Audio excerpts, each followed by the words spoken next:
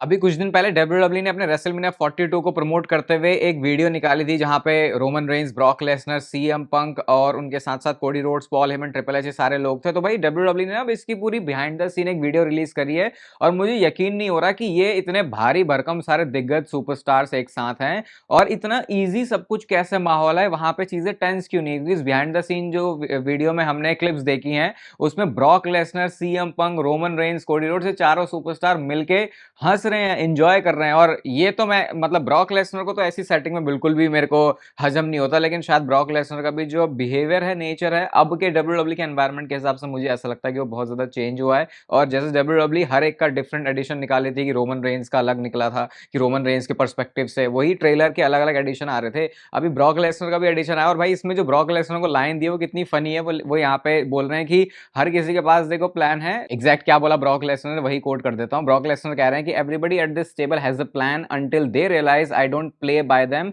I ain't saying your stupid tag line. क्योंकि बाकी सारे सुपरस्टार प्रमोट कर रहे हैं रेसलमेनिया को, क्योंकि मैं यहां पर कॉन्कर करने के लिए आया हूं। तो ये ब्रॉक लेसनर की लाइन है, तो बड़ा कूल सा लगा है देख के, क्योंकि डब्ल्यूडब्ल्यू का मतलब थोड़ा एफर्ट आजकल ऐसे चीजों के लिए कम रहता है, लेकिन रेसलमेनिया तो उनको थोड़ा ज्यादा एफर्ट डालना था। बट ये अनरियल वाले कंटेंट की वजह से डब्ल्यू ऐसी चीजें इस मूवमेंट पे तो बिल्कुल शेयर नहीं होती थी। ये कंटेंट 4-5 साल या 10 साल बाद रिलीज होता था कि उस टाइम की बिहाइंड द सीन वीडियो क्या थी। लेकिन अभी तो रेसलमेनिया इवेंट ही नहीं आया और उससे पहले ही इन्होंने ऐसी वाली वीडियो निकाल दी। इसलिए लोग बोलते हैं कि आज के टाइम में जो केफेप थोड़ा बहुत भी बचा के रखना चाहिए, डब्ल्यूडब्ल्यू ने उसको पूरी तरीके से खत्म कर दिया। इस वाली कॉन्वर्सेशन का मैं भी पार्ट नहीं बनना चाहता। और वेलकम है आपका वॉइस ऑफ रेसलिंग के एपिसोड नंबर 801 में। और हमेशा से ही मेरा ऐसा सोचना होता था कि मान लो किसी मैच का फिनिश वो ना हो जो कि ओरिजिनली प्लान किया हो, और अगर उस मैच में चैंपियनशिप ऑन द लाइन है और टाइटल चेंज हो जाए तो क्या होगा। अब तो क्या होगा बोलने की जरूरत नहीं है, क्योंकि आज एनएक्सटी में ऐसा हो चुका है भाई।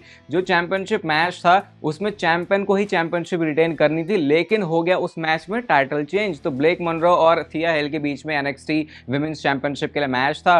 अब वहां पे रेफरी काउंट करता है, ठीक है, रेफरी ने 3 काउंट पूरे कर दिए और ब्लेक मनरो का जो किक आउट है वो बहुत ही हल्का सा किक आउट था। वो बाद में अगर आप वीडियो को दोबारा आगे पीछे करके देखोगे तब आपको पता चलेगा कि भाई यहाँ पे किक आउट हुआ है, लेकिन रेफरी रुका नहीं। रेफरी ने 3 काउंट पूरी बार ऐसे कर दिया उन्होंने पिन, और टाइटल चेंज हो गया भाई वहां पे। और क्योंकि प्लानिंग बिल्कुल भी नहीं थी तो उस टाइम पे जो म्यूजिक भी बजा वो ब्लेक मनरो का ही बजा, क्योंकि उस टाइम पे हाँ ब्लेक मनरो का ही म्यूजिक बजा ना, अगर मैं सही हूं तो, क्योंकि ओरिजिनल मैच तो उनको ही जीतना था। लेकिन फिर उसके बाद जब उनको लगा भाई ये क्या हो गया, तो टाइटल चेंज हो गया सही में, उसके बाद फिर थिया एल का म्यूजिक बजता है। डब्ल्यूडब्ल्यू ने फिलहाल तो इसको सोशल मीडिया पे सही तरीके से दिखा दिया है। वो मूवमेंट देख के तो साफ लग रहा है कि ये बॉस्ड एंडिंग है और बॉस्ड एंडिंग में टाइटल चेंज ही हो गया। अब देखो डब्ल्यूडब्ल्यू यहाँ से कैसे आगे क्या करती है। बट इसमें अगर किसी को ब्लेम देना चाहिए तो मुझे लगता नहीं कि रेफरी भी वो इंसान है, क्योंकि अगर किकआउट दिख ही नहीं रहा और उसके बाद तुम 2 पे ही रुक जाते हो जैसे हमने कई बार देखा है, तो वो वैसे भी वियर्ड लगता है। तो 3 काउंट हो गया तो चलो कुछ नया भी देखने को मिल गया, बट भाई ये तो बिल्कुल मजाक सा ही बन गया। ये आप प्रोफेशनली चीजों को करते हो और उस एनवायरमेंट में फिर कुछ ऐसा हो तो भाई देखते हैं किसके ऊपर इसका बिल फटता है। बट बड़ा ही यूनिक और वियर्ड सी चीज मुझे लगी है, तो आपके साथ शेयर करी मैंने। आप बताओ इसके ऊपर आपके जो ओवरऑल थॉट्स हैं वो क्या हैं। जॉन सीना की बात कर लेते हैं भाई। तो जॉन सीना की भी एक बिहाइंड द सीन की वीडियो आई और यहाँ पे एग्जैक्टली वो कब आखिरी बार म्यूजिक जॉन सीना के बजने के लिए बटन दबा था वो प्रोड्यूसर्स की तरफ से, जो वहाँ पे सारे प्रोडक्शन ट्रक के अंदर होते हैं, उसकी भी क्लिप आई है। और ये लास्ट मोमेंट था जब आखिरी बार जॉन सीना का म्यूजिक बजा उनके इस फेयरवेल टूर में, क्योंकि अब अगली बार जब भी म्यूजिक बजेगा जॉन सीना का तो वो डब्ल्यूडब्ल्यू से रिटायर हो चुके हैं। तो ये भी एक interesting video behind the scene कैसे दिख गई। और पता है ये भी डिटेल्स आई है इसके बारे में कि डब्ल्यूडब्ल्यू को ये तो पता था कि जॉन सीना का जब ये मैच खत्म हो जाएगा और वो टैप आउट करेंगे तो इसके ऊपर बैकलैश आएगा, लेकिन इस लेवल का एक्सपेक्ट नहीं किया था डब्ल्यूडब्ल्यू ने कि फैंस इतना ज़्यादा भड़क जाएंगे इस चीज़ के ऊपर। लेकिन अब वही है कि अब जो हो चुका वो हो चुका, उसको कोई चेंज नहीं कर सकता। और वही है, मतलब अब ट्रिपल एच के ऊपर लोग गालियाँ दे रहे हैं, वो तो वैसे भी देते रहेंगे और एक ना एक दिन वो सिचुएशन आ ही जानी थी। क्योंकि अगर कोई बंदा क्रिएटिव हेड है, जैसे इतने टाइम से विंस मैकमैन थे, तो उनको बुरा क्यों बोलते थे उनके बुकिंग डिसीजंस की वजह से। भले ही आपने 100 डिसीजन सही लिए हों, लेकिन उसके बाद आपके 4-5 ही गलत हो जाए तो फिर वो 4-5 के ऊपर फोकस थोड़ा सा ज़्यादा आ जाता है। इसका मतलब ये नहीं कि आप गलत डिसीजन ही लो आगे जाके, लेकिन फिर भी बात आप समझ रहे हो कि वो नेगेटिविटी है वो ज़्यादा अट्रैक्ट करती है। और इस बारे में भी अभी बात करेंगे नेगेटिव और हेट के बारे में। बट कोडी रोड्स का एक टीज आया है और इस टीज में वो शायद अपना पॉडकास्ट टीज कर रहे हैं जॉन सीना के साथ में। यहाँ पे लिखते हैं the first time after the last time, और साथ में उन्होंने जॉन सीना की वही फोटो यूज़ की है जब अपने शूज़ और अपने जो रिस्ट बैंड है उसको वहाँ पे छोड़ के चले गए थे। तो मतलब कि first time after last time. तो कुछ पहली बार करने जा रहे हैं कोडी रोड्स इस लास्ट टाइम के बाद, जो कि लोग स्पेकुलेट कर रहे हैं कि जो उनका पॉडकास्ट वाला शो आता है जो अपने बस के अंदर वो रिकॉर्ड करते हैं, what do you want to talk about करके जिसका नाम है, उसी में शायद वो जॉन सीना को फीचर करेंगे और शायद वहाँ से हमको कुछ और जो इंटरेस्टिंग स्टोरीज हैं वो पता लगने वाली हैं। रैंडी ऑर्टन को लेके फैंस का गुस्सा बहुत ज़्यादा भड़का हुआ है, उनमें से मैं भी एक हूँ कि हमने रैंडी ऑर्टन को ना उस वीडियो में फीचर होते हुए देखा जहाँ पे सारे लोग जॉन सीना को ट्रिब्यूट कर रहे हैं, ना रैंडी ऑर्टन की बुकिंग अच्छी हो रही है। बट रैंडी ऑर्टन का मैसेज आ चुका है जॉन सीना के लिए उनके इस रिटायरमेंट के ऊपर। लंबा चौड़ा उन्होंने इंस्टाग्राम पे पोस्ट किया और कहते हैं कि वो भी मिस कर रहे हैं कि वो नहीं थे जॉन सीना के लास्ट मैच के टाइम पे, क्योंकि वो रियाद में थे WWE के रॉयल रंबल शो को प्रमोट करने के लिए। बट यहाँ पे बता रहे हैं कि टेक्स्ट में उन्होंने एक्सचेंजेस कर लिए हैं और साथ में बता रहे हैं कि कैसे जॉन सीना का कितना बड़ा हाथ रहा है रैंडी ऑर्टन के ऊपर भी, कितने सारे मैचेस उन्होंने साथ में रेसल कर रहे हैं। तो ये करके उन्होंने एक बड़ा ही स्वीट सा मैसेज दिया जॉन सीना को उनके रिटायरमेंट पर। और एक उनकी फोटो भी आई है देखो सऊदी अरेबिया से, जहाँ पे आप देख सकते हो अपनी वाइफ के साथ बिल्कुल वहीं के ट्रेडिशनल अटायर में हमको रैंडी ऑर्टन देखने को मिल रहे हैं। तो अभी तो वहाँ की प्रमोशनल एक्टिविटीज़ में बिजी हैं। WWE वाले बात समझ लेना कि प्रमोशनल एक्टिविटी के लिए अगर तुमने रॉयल रंबल भेज दिया ना रैंडी ऑर्टन को, और अगर इस टाइम पे भी अब तुम्हारे भेजे में बात नहीं घुस रही कि रैंडी ऑर्टन को सही से बुक करना चाहिए, तो कर तो मैं कुछ नहीं पाऊंगा, लेकिन शायद कोई गंदी सी गाली ना दे दूं मैं वीडियो में। एक कंट्रोवर्शियल चीज भी हो गई है अभी। तो देखो डोनाल्ड ट्रंप को ऐसे एक्सपेक्ट कर रहे थे कि शायद वो जॉन सीना के फाइनल मैच में होंगे, लेकिन वो हो नहीं पाए। और WWE चाहती थी कि डोनाल्ड ट्रंप हो, लेकिन फिर अपने अलग अलग रीजन हो सकते हैं जिसकी वजह से डोनाल्ड ट्रंप जॉन सीना के लास्ट मैच में नहीं थे। तो भाई मिक फोली ने WWE कंपनी को छोड़ दिया है। अब आप बोलोगे ये दोनों आपस में लिंक कैसे बना रहे हैं, तो लिंक कैसे बना रहे हैं कि मिक फोली को जो भी तौर तरीके हैं डोनाल्ड ट्रंप के एंटी डोनाल्ड ट्रंप है आप बोल सकते हो, तो उन्होंने डोनाल्ड ट्रंप के एक्शंस की वजह से ये बोला कि कैसे WWE डोनाल्ड ट्रंप के साथ खड़ी रह सकती है। तो इसलिए उन्होंने बोला कि वो तो वंडर कर रहे हैं कि जो WWE में भी लोग हैं वो भी कैसे WWE के साथ खड़े हैं अगर डोनाल्ड ट्रंप के साथ किसी भी तरीके की रिलेशनशिप को बिल्ड करना चाहते हैं। जैसे ट्रिपल एच ने बोला था कि वो तो व्हाइट हाउस में डोनाल्ड ट्रंप के पास में कई बार जा चुके हैं। तो ये वो रीजन है जिसकी वजह से मिक फोली ने WWE कंपनी ही छोड़ दी। अब एक्टिवली तो वो रेसल कर नहीं रहे थे, रिटायर हो चुके हैं बहुत पहले, लेकिन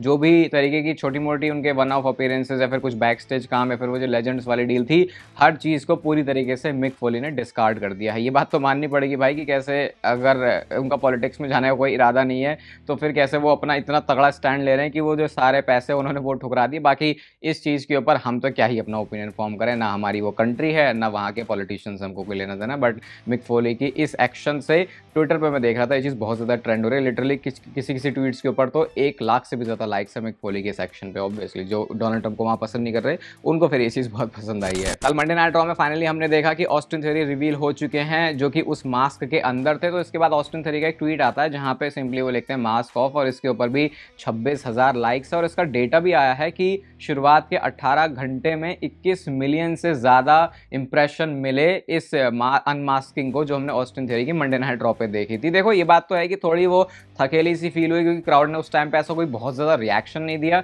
लेकिन है तो ये देखो बड़ी बात। और अगर WWE यहाँ पे सही से, एक तो हमारा ये भी हो गया ना आजकल कि हमको पता होता है कि स्टोरी बड़ी है, अच्छी है, इंटरेस्टिंग है, मज़ा आएगा, लेकिन फिर भी वो हाइप नहीं फील होती, वो एक्साइटमेंट फील नहीं होती, क्योंकि पता है कि ये एंड में कचरा कर ही देते हैं। अच्छी अच्छी चीज़ों का इन्होंने रिसेंटली कचरा किया है, तो वो अंदर से ज़बरदस्ती जो फैन जगा रहता है जागने के लिए उसको भी थोड़ा शांत करके रखना पड़ता है कि नहीं भाई चलो ये कर दिया इन्होंने, अब इसके आगे क्या ही करेंगे। तो बट आई होप यहाँ पे ऑस्टिन थ्योरी को अब अगर वो इस तरीके से स्टोरी में लेके आए हैं तो उनके साथ कचरा ना किया जाए। Next Saturday night's main event की बात करें भाई, तो ये भी अब कब होने वाला है वो पता चल चुका है। वैसे तो ये पहले ही अनाउंस कर दिया था उन्होंने, फिर भी ये रिमाइंडर होगा एक तरीके से कि अगला शो सीधा रॉयल रंबल है, तो उससे 7 दिन पहले WWE का अगला सैटरडे नाइट्स मेन इवेंट होने वाला है। और अब इस पॉइंट पे तो हम ये भी नहीं कह सकते कि SNME कोई ग्लोरीफाइड हाउस शो है या कोई लाइव इवेंट है, क्योंकि अगर जॉन सीना गोल्डबर्ग जैसे बंदे वहाँ पर रिटायर हो रहे हैं तो इसका मतलब कि वो PLE तो अपने आप में एक बड़ा है, वो शो तो अपने आप में बड़ा, PLE तो नहीं है, अपने आप में वो एक शो तो बड़ा है। तो अब देखते हैं अगली बार के लिए WWE इसको कैसे प्लान करती है। सेथ रॉलिंस ने भाई डिस्कस किया है कि कैसे 2025-26 के अब इस ज़माने में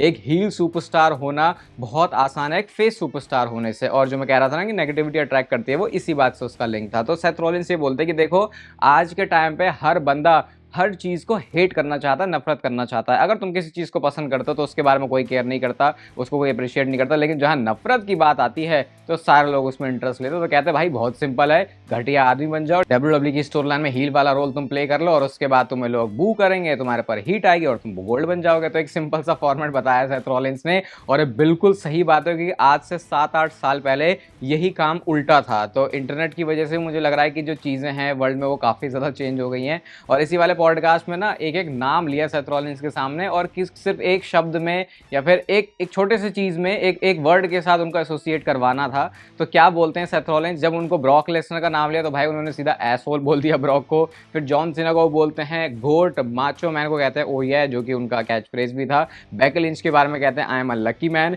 सीएम पंक को सीधा उन्होंने वर्स्ट बोल दिया। और ये अच्छा लगता है देख के भाई, जहाँ पे आप बात करते हो ना केफेब अच्छा स्क्रिप्टेड ही तो है, लेकिन फिर आपको जब सेथ रॉलिन्स जैसा बंदा, सीएम पंक जैसा बंदा एक दूसरे के बारे में ऐसी बातें बोलते हैं तो आपको समझ में आता है कि इस चीज़ की कितनी ज़्यादा वैल्यू है। रिक फ्लेयर का तो अपना वो जो वू है वो उन्होंने वो वर्ड उन्होंने बोला। रॉक को कहते हैं कि what a guy my friend Dwayne Johnson, ऐसे करके वो बोलते हैं। और कोडी रोड्स को बोलते हैं सन ऑफ अ प्लमर। तो ये जो स्टोरी रही भी है कोडी रोड्स की रियल वाली, उसी को उन्होंने मेंशन किया। तो ये हिस्ट्री तो अपनी अच्छे से मेंटेन करके रख रहे हैं वैसे सेथ रॉलिन्स सीएम पंक के साथ, कि अभी भी उनके लिए वो सबसे ज़्यादा घटिया आदमी है। जॉन सीना रिटायर हो गए हैं, लेकिन क्या उनके रिटर्न के बारे में हम लोग बात कर लें? अब आप बोलोगे भाई रिटर्न के बारे में आप क्या बात करोगे, अब तो बंदा रिटायर हो चुका है। लेकिन अगर आप चैनल पर एक्टिव चैटर हो तो आपको याद होगा, मैंने आपको कुछ दिन पहले बताया था कि WWE के साथ 5 साल की डील जॉन सीना ने साइन कर ली है, जिसमें वो WWE को एंडोर्स करने वाले हैं, उसके वो ब्रांड एम्बेसडर बनने वाले हैं। तो फाइटफुल ने रिपोर्ट किया है कि जॉन सीना एक्सपेक्टेड हैं स्टिल अभी आने वाले कुछ टाइम में WWE के लिए अपीयरेंसेस करने के लिए, जो कि ऑन कैमरा भी होंगी और वो ऑफ कैमरा भी होंगी। यानी कई सारे ऐसे काम जिसमें WWE को ज़रूरत है उनकी प्रोग्रामिंग में, वो भी यूज़ होगा। और उसके साथ साथ जब कभी WWE को किसी तरीके से अपनी प्रमोशनल एक्टिविटीज़ करनी, उसके लिए भी जॉन सीना जो अपना टाइम निकाल पाएंगे वो WWE को देने वाले हैं। और सिर्फ इमेजिन करो, अब जॉन सीना सही में रिटायर हो चुके हैं। आई थिंक अब जाके मुझे ये बात हजम हो गई है कि यस जॉन सीना अब रिटायर हो चुके हैं, अब मैं उनको रेसल करते हुए नहीं देखूंगा। तो अब सोचो जब अपनी ऐसी नॉर्मल अपीयरेंसेस करेंगे वो, जैसे स्टोन कोल्ड स्टीव ऑस्टिन करते हैं, भाई पूरी मंडे नाइट रॉ, स्मैकडाउन या जिस भी शो पर वो आने वाले हैं उस वाले शो की पूरी फील ही चेंज हो जाएगी। मतलब ऑब्वियसली, क्योंकि अब सारे लोगों का जो कनेक्ट है वो जॉन सीना से फुल्ली रहने वाला है। नो मोर जॉन सीना सक्स वाले चैंट होंगे, तो वो भी अपने आप में एक अच्छी चीज़ हो जाएगी कि अब लोगों का बिहेवियर भी बहुत ज़्यादा अलग होगा जॉन सीना के लिए। तो आप एक्सपेक्ट कर सकते हो कि आने वाले टाइम में जॉन सीना WWE शोज़ पर होंगे। रेसलिंग मैच नहीं करेंगे, लेकिन हाँ एक आध प्रोमो वगैरह तो वो डिलीवर कर सकते हैं। बाकी सूट बूट में जॉन सीना को आते हुए देखना वो एक चेंज होगा हमारे लिए। यार ये कितना हरामी बंदा है ड्रू मैकिंटायर। कभी कभी तो ऐसा लगता है कि ड्रू मैकिंटायर क्या सही में ऐसा इंसान है जैसी ड्रू मैकिंटायर की बातें होती हैं। फिर मुझे लगा कि नहीं यार, मैं तो इन पर्सन देख के मिल के आया हूँ, कहीं से भी ड्रू मैकिंटायर ऐसा इंसान तो नहीं है। तो अब होता क्या है कि एक वीडियो WWE ने पोस्ट करी जो कोडी रोड्स की है, जहाँ पे वो बहुत ज़्यादा इमोशनल हो गए थे जब जॉन सीना रिटायर होकर वहाँ से चले जाते हैं और रिंग में उनका सामान पड़ा हुआ था जो जब अपने जूते वगैरह उतार के गए थे। तो उसके ऊपर पहले लाइक्स भी देखो भाई, इतने ज़्यादा 70-80 हज़ार से ऊपर लाइक्स हैं। और फिर ड्रू मैकिंटायर ने इसी वाले ट्वीट को कोट करते हुए पता है क्या लिखा है? यहाँ पे आप उनका ट्वीट देखो, लिखते हैं is there a camera rolling, okay मतलब कैमरा चल रहा है मेरे ऊपर। तो फिर वो कहता है कि okay just stay on me here, यानी सिर्फ उस कैमरा को देखते हुए कोडी रोड्स ने यहाँ पे ये नाटकबाजी करी है, ऐसा ड्रू मैकिंटायर कहना चाहते हैं। और वैसे भी वो ये भी कहते हैं कि WWE का गोल्डन बॉय है, इसको पता है, इसको चाहिए कि इसके ऊपर ही स्पॉटलाइट आए, तो इस वजह से कोडी रोड्स का ऐसा ड्रामा है। असली में ना ये मीन करता और इसको फर्क पड़ता है कि सिर्फ ये दिखना चाहिए। तो ये होनी चाहिए भाई आपकी किसी से दुश्मनी। आप खुद सोचो, आप जब आपको पता है WWE स्क्रिप्टेड है, लेकिन जब ये ऐसा कैरेक्टर मेंटेन करके चलते हैं भाई तो उसका अलग ही मजा होता है। और इसीलिए मैं बार बार अप्रिशिएट करता हूँ सीएम पंक और ड्रू मैकिंटायर की भी उस फ्यूड को।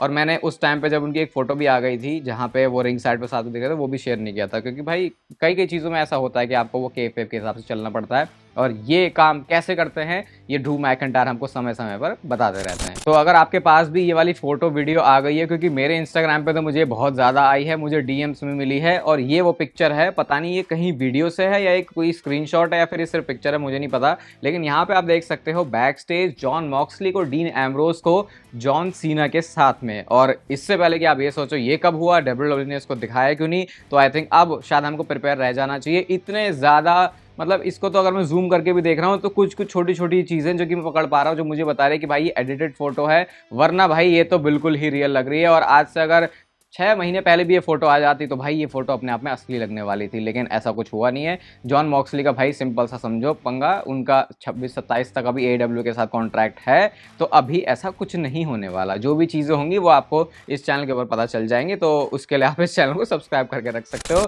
और लास्ट में हम बात करते हैं रेसलमेनिया के बारे में, रेसलमेनिया 42 के बारे में, ब्रॉक लेसनर के बारे में, उनका मैच किससे होने वाला है। तो अभी हमने रिपोर्ट सुनी थी कि गुंथर शायद अगले वो बंदे होंगे जो अब ब्रॉक लेसनर को रिटायर करने वाले हैं। बट अभी यहाँ पे मुझे लग रहा है कि एक बड़ी इंटरेस्टिंग स्टोरी शुरू होने वाली है। और अभी रिपोर्ट्स की तरफ से ये बताया गया है कि ब्रॉक लेसनर और गुंथर का मैच होगा रेसलमेनिया 42 में। अब ये बात तो आई थिंक हम सेफली अज्यूम कर सकते हैं कि ब्रॉक लेसनर रेसलमेनिया में तो रिटायर नहीं हो रहे, क्योंकि समर स्लैम में तो एटलीस्ट मिनेसोटा में उनके होम टाउन से शो होने वाला। तो अगर रिटायर हो भी रहे हैं ब्रॉक लेसनर तो शायद वो समर स्लैम होगा। मैं तो कह रहा हूँ शायद, मुझे लगता नहीं कि वो वहाँ पे भी होने वाला है, बट ये सिर्फ मेरा सोचना है इसके बारे में।